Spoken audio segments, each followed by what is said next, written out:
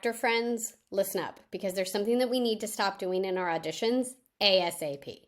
We need to stop talking ourselves out of the role before we've even auditioned for it. Oh, I'm not quite right for this. I don't really play characters like this very well. They probably want somebody more blah, blah, blah, blah, blah, blah, blah. When we do this, we psych ourselves out completely, and we basically are subconsciously saying to ourselves, I can't do this. And then sure enough, our audition suffers. We put all of this distance in between us and the character. We kind of play at the character instead of fully investing and fully inhabiting them. We have a generic idea of what this person is supposed to be like, but we don't bother getting into specifics particularly because we feel like, oh, this isn't really something that I do. It's more over there and I'm more over here. Instead of creating a grounded, real person. I used to do this to myself all the time. But I have one story to tell you that really changed everything for me, where I consciously recognized that I did this to myself and I said, no more. I'm stopping this pattern. I am not doing this to myself anymore. I got a series regular audition to play the mom of an 18-year-old. My history in Hollywood is always being told that I look very young,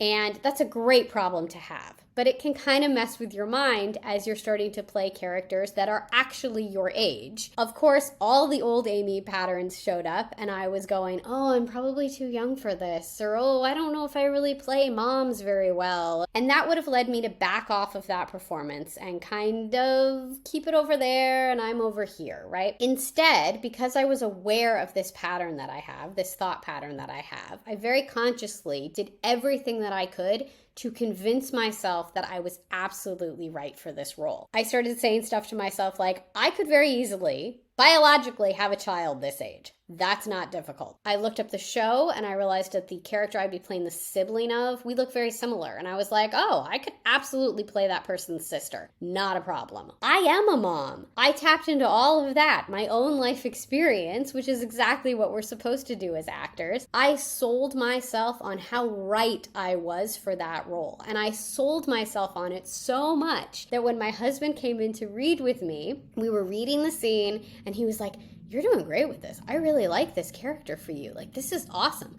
I think you're too young for this. I cut him off immediately and I was like, no. I'm not too young for this. I am absolutely right for this because of X, Y, and Z. I had convinced myself that I was right for this role so much that no one could talk me out of it. And that's what I think we all need to do for every single role we audition for.